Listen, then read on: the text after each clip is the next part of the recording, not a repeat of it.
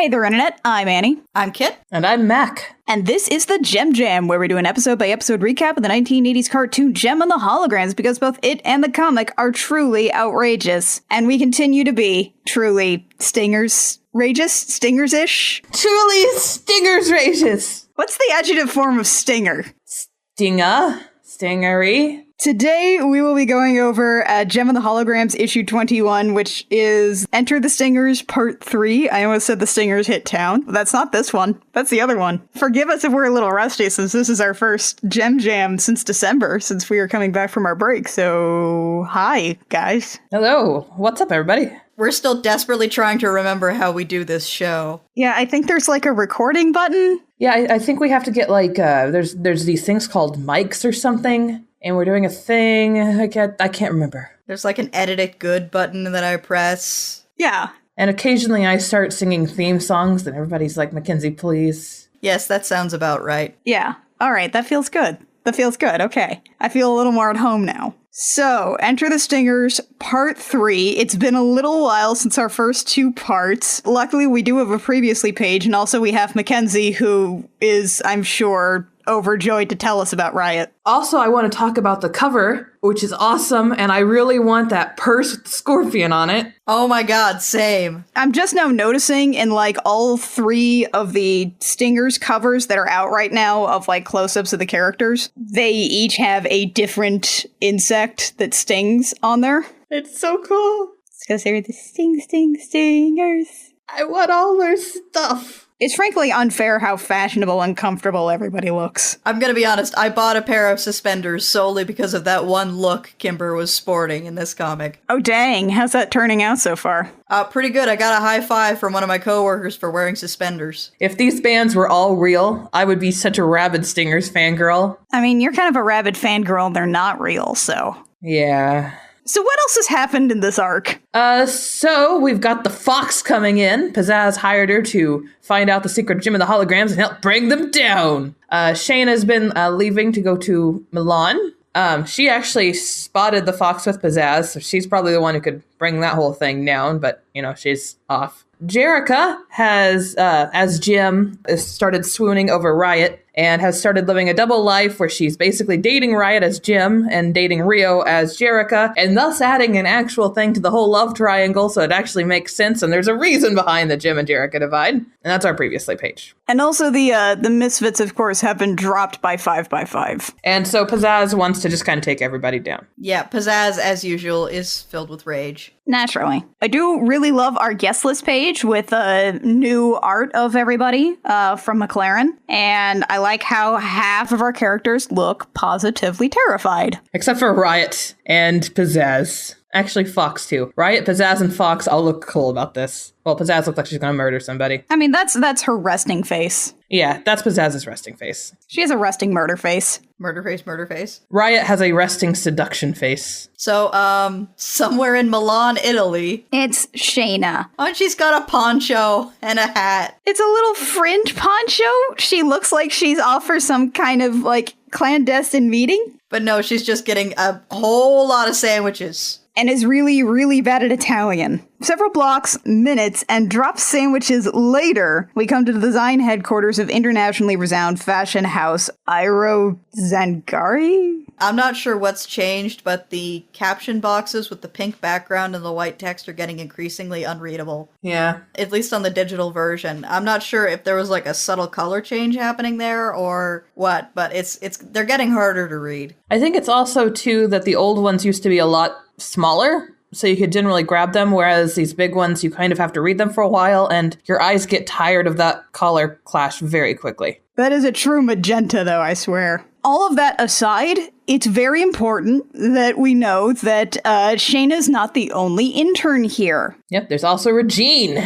Regine! From the cartoon! She was gonna have a doll, but she didn't. She is in a season 3 episode where she does fashion for both JEM and the Stingers. Because Shayna was off that day, I guess? They needed to have someone young and impressionable who wanted to make fashions good. Also a doll. Money. There are lots of characters who are going to have dolls. Anyway, Regine is an avatar of pure rage. She is so mad about this internship. Right, because like all good internships, they're not doing anything. They are getting lunch for people and answering phones. They are not learning anything. They are not getting any design done. And they're working like 60 hours a week, and it's terrible. I also love how, like, Shayna's basket of food is visibly shedding sandwiches as she walks. Shayna finishes passing out the sandwiches and basically shoved out by one of the designers. And she goes to the toilet to shakily call home. Aww. Oh, Shayna, baby. She just slides down to the floor. God, I hope that floor is clean. And then we cut to the Pool House recording studio back at stately Wayne Manor. Where Fox is drumming the hell out of everything. Fox looks cool. I love Fox. Dude, I really, really love how Meredith McLaren draws drummers. Like, the poses that she chooses for that always look so vibrant and moving, and like they're just pounding the crap out of everything. Oh yeah, it looks awesome. It is the exact opposite of dainty little Shayna with her knees together, moving her wrists but not her elbows in the cartoon. God, they never knew what to do. Also, Fox just looks cool. I'm just gonna repeat that. I love Fox. This is a look, okay? She is wearing light salmon short shorts, a green button-down shirt, and a magenta tie. This is the most incredible thing. And her green button-up is like rolled up over her elbows, and she just looks awesome. Oh, it's so good. And as like the most weeaboo among us, I can't believe I was remiss when she was introduced in mentioning that she has a Hime cut. So she's that freaking character. And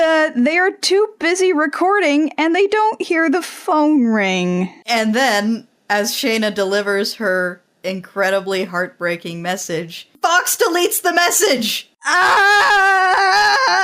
She is shaking in a bathroom trying not to cry. I love that this is our great big Fox's evil moment. Not later when she tries to break into the jukebox, but now when she deletes a message from Shayna. Oh, that's so terrible. No, babies. So the holograms, just the rest of them are like, oh yeah, that was good. It was like different, but it's okay. I mean, like, I think we're gonna be okay for the masquerade ball next week. Yay! What do you think, Fox? Oh, absolutely. And she starts poking at the jukebox. And you're like, nope, it's broken. Sorta broken. Yeah, it was our father's, and we don't want it to be more broken, so we just don't touch it. So never touch it. No touch it. Ever. Nope, no touching. Fox is just kind of like, That wasn't suspicious at all. good job, guys. You did it. So we snap back to Milan, where Shayna and Regine are like, when are we going to actually do something with this internship? Yeah, we are both design students. We had to have a portfolio to apply to this internship, and we're getting sandwiches. I like how Shayna had all those big fancy, like, baguette sandwiches earlier, and these guys have little, like, baggies. And they start looking at some of Regine's designs, and they're incredible. Dare I say, JEM-esque. And they start to concoct a plan. Because Regine is complaining about how no one's ever going to see her designs at this rate, and Shayna says, well, maybe we can change that. Just because they won't let us design here doesn't mean they can stop us from designing on our own time. Depending on the contract you signed.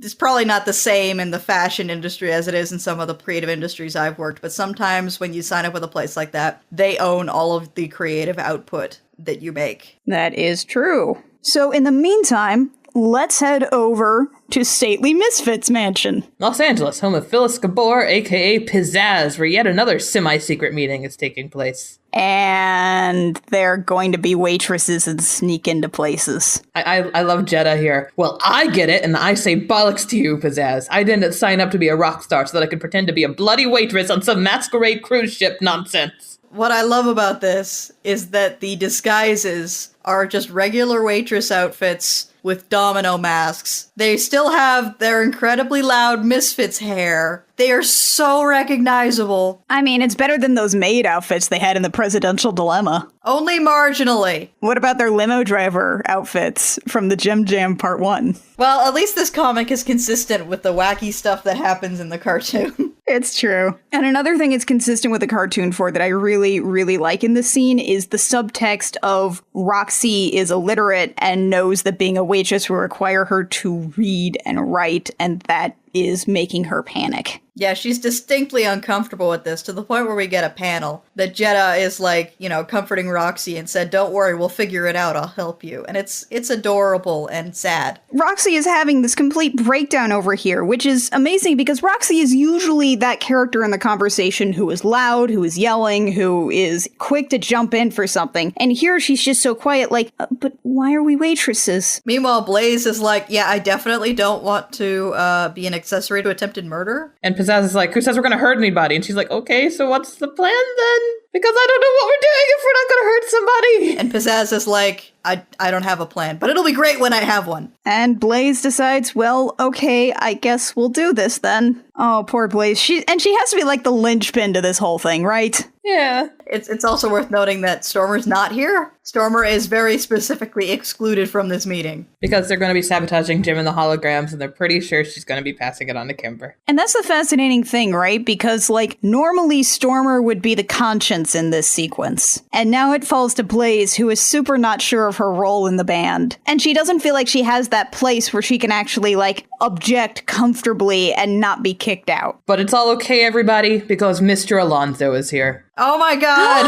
Yay! Mr. Ray is dad! Yeah, Mr. Ray is dad, the best dad in this comic! Ray's dad is the best dad in every universe. Yeah. I'm so glad when I got to this page and I realized Ray's dad was here, I was like, I'm so glad he's still a really good dad. I also really like that since this is a comic and not a cartoon, we can just say this whole conversation is in Spanish rather than just sort of "I, Poppy, I say words in English all the time, even with my family." This is so cute. They're just out eating lunch, and Raya just sort of opens up to her dad and talks about how she's not sure that she fits in the band. On paper, it's everything she should want, but something feels off. And she's like, it will sound silly. Nothing is silly if it's bothering you so much, my love. Oh my god. Aww. Best dad. Best dad ever. Aw, Mr. Alonso! He just gives her some very good advice, which is you're still young, you can make mistakes. If you're not sure if you fit where you are, it's okay. If you're not feeling like this is the place for you, then you owe it to both yourself and to the Stingers to let them know. And life is full of being wrong. How else would we find what's right? Aww. Can I also say that I love Raya's consistently soft butch costuming? Yeah. She just consistently has a really good look on. Yeah, right now it's suspenders and a dress shirt and black pants, and it's real good. Her dad's so nice. I want to hug Mr. Alonso. He's such a good dad. He's so supportive of his daughter who's in a gigantic rock band. And still elsewhere in Los Angeles. We've got Kimber and Stormer. Our favorite lesbians. And everybody else's favorite lesbians, it turns out. Yeah. Stormer's having a hard time because 5x5 dropped her band, and she's like, oh my god, my career is over, we're music pariahs, how do we undo this? Kimber, help me fix this. And Kimber's like, I'll do my best, but I'm not sure I can fix this either. And then all of a sudden, click, oh my god, Stimber. Ugh. You guys are the cutest. Smile. And they just get mobbed by people who really, really ship them. And oh my god. Kimber basically just protectively covers Stormer up. It's like a brooding hen almost. She tucks Stormer into her breast feathers. And just starts yelling at them. I said knock it off! You're a jerk! And then just takes her out. They leave. They go out to an alley. And Kimber's like, I don't know how we're going to fix this, but we are going to fix this, okay? Oh, these babies. Also, I really, really like this alley shot. The whole composition of it's really good. It really is. I also like Kimber's incredibly high-waisted shorts. I also really like the picture of the Misfits in the background of the final panel, just because I really like Jetta's hair. Yeah. Meanwhile, at the Stingers' penthouse. It's my boyfriend! Oh, Riot! He's arrived. He's arrived in this issue. Where is everyone? We're on the patio, darling. Oh, and Minx has her enormous hat over her face. I like that that's just part of her character. She likes enormous hats. I like Minx. Minx and Rapture are out sunbathing on the patio. I don't think it's taking for Rapture. She is the palest human being in this comic. She's got to be using SPF 100, right? And Riot just wanders in and he's like, I thought we were going to rehearse. Where is everyone? Rapture is like, well, Raya left because you're 2 hours late. Again. There's this great moment where Riot is like reaching out for Minx's knee, and then like the next panel, she just very visibly slaps his hand away. She had every right to be mad. She was mad? Of course she was. Our time is valuable. Clearly, says Riot. You cannot expect us to just wait around like groupies, Riot. We're your band. And Riot apologizes for being distracted by JEM. Black. And Riot decides, nope, we don't need to rehearse. We're more than ready for the show next week. And they're like, okay, so should we work on the album? I guess. Oh, I love him. He's so nonchalant. Oh. Riot, you have a career. I love Riot. Oh my god. And then he just starts swooning over JEM. Right, you cannot let this Jim thing consume your every waking thought. Yeah, get it together. There's nothing to get together, my doves. I'm in love. She's simply magnificent. I'm helpless against her powers. Oh my god, I love him. I love how in a comic full of drama queens, Riot is the biggest drama queen. I love him so much. He is the biggest drama queen. And that is hard to do. The competition is stiff. And I love how he's clutching his face and melting, because that was exactly what I was just doing just now. Yeah, I love how the most, like, hyperbolically love-struck character in this comic is a dude. Can we also talk about how this universe has a gossip rag called the National Pry? Oh, that's so good. And that they've also decided to call the ship REM. I hate that. I'm not sure if that's better or worse than Giant, but it's the worst. I hate the portmanteaus. I hate them. And, yeah, because Minx and Reps are also like, look at this. This is terrible. What are you doing? We should never have come here. But it should be us on this, not just you. Meanwhile, at the Benton household, Kimber also wants to know what's up with this cover of the National Pry. And also, her girlfriend is freaking out. When did you even go out with him? We went out a couple times. Kimber has this, like, Charlie Brown, moment. What? Asked Aja angrily. I thought you just went out with him the one time. Why would you go again? And I appreciate there's a certain level of compressed storytelling here, but it's kind of disappointing to me that we don't actually get to see JEM's dates with Riot. We're just informed that they happened later. I would love a montage, yeah. I would too. And this is something that I heard Kelly Thompson talking about on Tumblr after the next issue of this came out, where she was like, there were definitely some things in this arc that we weren't able to do it the way I wanted. So I think we're going to be, in the rest of this, we're going to see a little bit of those things that kind of had to be cut for time or moved around. But I mean, if the alternative was not having the stingers at all, I guess we'll just have to take it as it comes. I would not cut this scene in exchange for a scene with JEM and Riot going on a date, because the scenes like this are more important to the emotional continuity of the story. That's just a nice to have thing. It's a necessary piece of telling, not showing, but I still would have liked to see some of the showing. Plus, this way we can imagine all sorts of weird dramatic dates that Riot took Jim on. Do you think there was one date entirely comprised of swan boats in various locations? Definitely. Definitely. There was one where he got a limousine with like a hot tub in the back. It was magical. And he was like, just drive us around the city as we canoodle. And JEM is starting to look a little frazzled. Because Aja's like, what are you doing? What's going? What? You have a boyfriend. His name is Rio. What's going on with that? Also, thank you, Aja, for standing up for Rio because he's your best bud. Yeah! And JEM very quietly says, but that was JEM, not me. What? A flat what with a period. And then, of course, Fox's phone rings, revealing that she's eavesdropping on this entire conversation. She's still here. They thought she left. She didn't. And she just sort of like walks through the scene out to the pool house. And I really, really like that Kimber and Aja have these like huge fake smiles on, like, hi! And meanwhile, Jim is just freaking out. Fox just kind of awkward finger guns her way through the room as she says, I gotta go take this call. I love Kimber and Aja's conversation in the second panel. You think she heard us? I have no idea. We are so screwed. I so agree. And so as she walks out to the pool, the rest of the holograms shove JEM off camera as Fox walks out to the pool house on the phone and says, no, yeah, you're right. There is absolutely something going on here. I can't be more specific. I'm still working on the specifics. Meanwhile, in stately Jerica's room... Jerica has a llama in her room? An enormous stuffed llama! Might be an alpaca?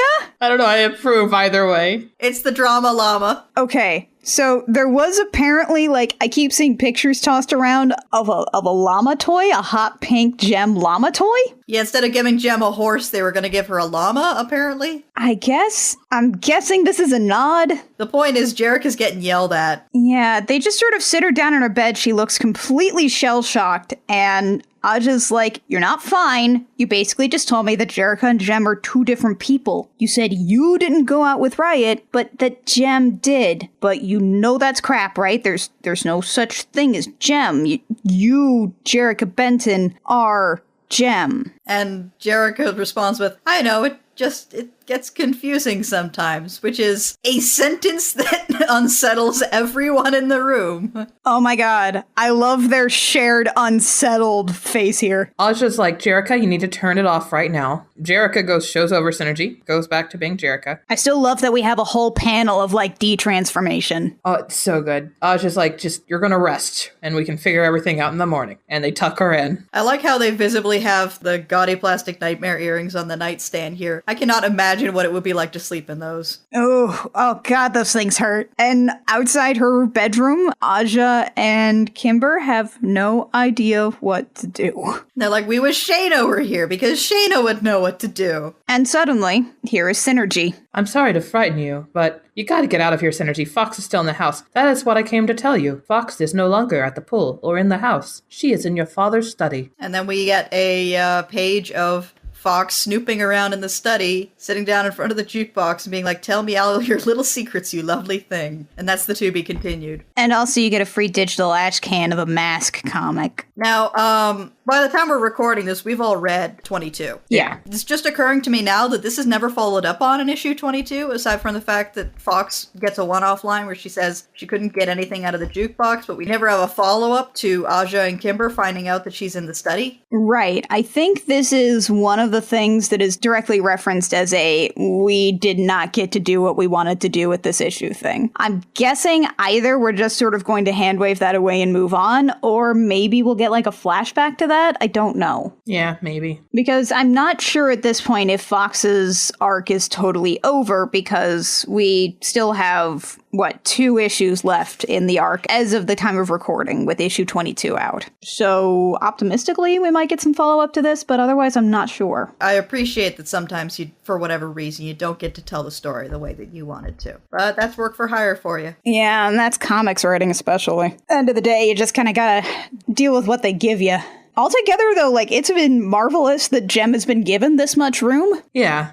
This is a well-regarded comic, but by all accounts, it does not seem like it should have the very vocal and consistent fan base that it does, and I'm very grateful for that. I think what's remarkable about this comic is that it's not serving as marketing for anything. There's no current JEM toy line that this comic is hawking. Yeah, so there's not the sporadic, you need to buy our car. Yeah, because the Transformers comics, as good as they are, at certain points there's moments where it's clearly like, well, we're introducing this character because Hasbro made a toy of it. I think that about wraps us up here. Yeah, I don't think we want to talk about the Mask Ash Can.